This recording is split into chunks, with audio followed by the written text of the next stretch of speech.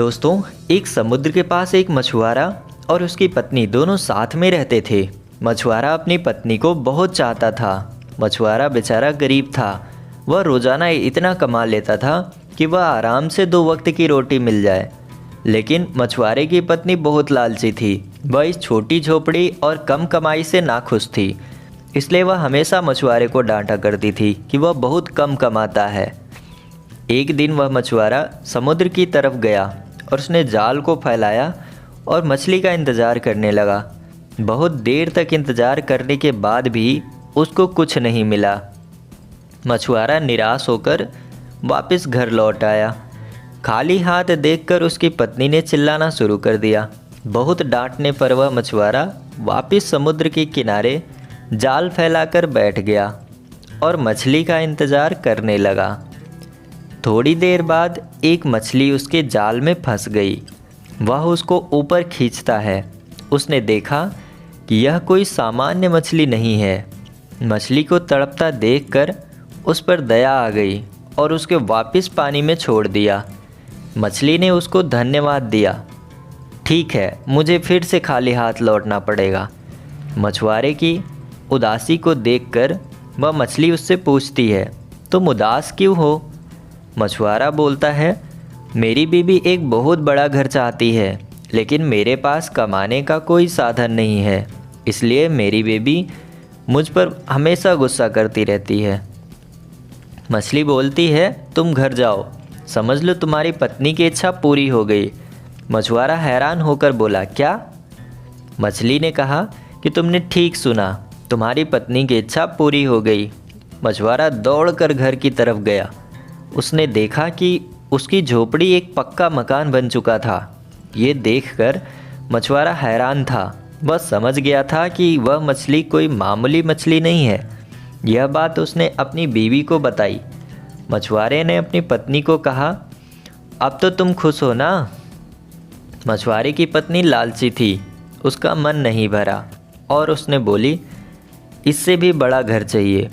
उसने मछुआरे से कहा कि वह वापस मछली के पास जाए और इससे भी बड़े घर की मांग करे। मछुआरे ने मना कर दिया और बीबी फिर से नाराज़ हो गई। मजबूरन मछुआरे को वापस मछली के पास जाना पड़ा।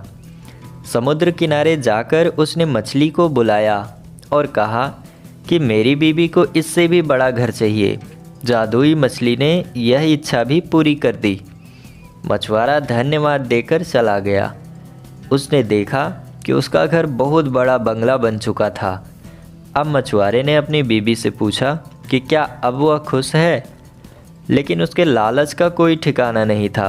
वह बोली कि उसको एक महल चाहिए। मछुआरा एक बार फिर उस जादुई मछली के पास जाता है और एक बड़े महल की मांग करता है।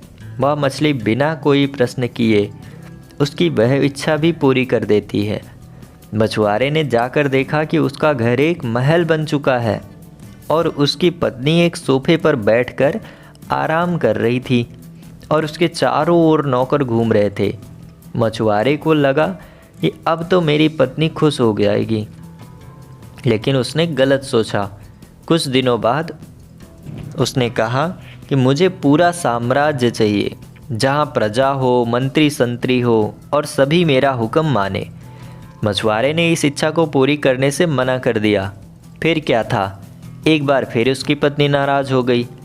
शर्म महसूस करते हुए बेचारा एक बार फिर जादुई मछली के पास गया।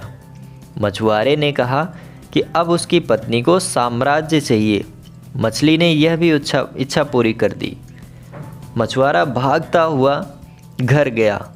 अब वह महल एक साम्राज्य बन चुका था। उसकी पत्नी एक बड़े सिंहासन पर बैठी थी। वहाँ पर सभी मंत्री भी बैठे थे। अब मछुआरे ने पूछा कि क्या तुम अब खुश हो? उसकी पत्नी ने कहा कि अब मैं बहुत खुश हूँ। हमारे पास सब कुछ है, लेकिन मैं इन सब को कैसे संभाल पाऊँगी? मैं तो एक अनपढ़ हूँ। बस एक आखिरी बार मेरे लिए कोई ऐसी शक्ति मांग लो जिससे मैं सब कुछ नियंत्रण कर सकूँ। बेचारा मछुआरा वापस मछली के पास गया और एक ऐसी शक्ति की मांग की जिससे वह सब कुछ नियंत्रण कर सके। मछली ने उसकी यह इच्छा भी पूरी कर दी।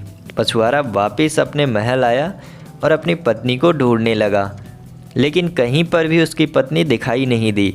दरअसल अब वह एक शक्ति बन चुकी थी, इसलिए अब वह गायब हो गई। दोनों बहुत दुखी हुए। उसकी पत्नी को वापस अपने असली रूप में आना था।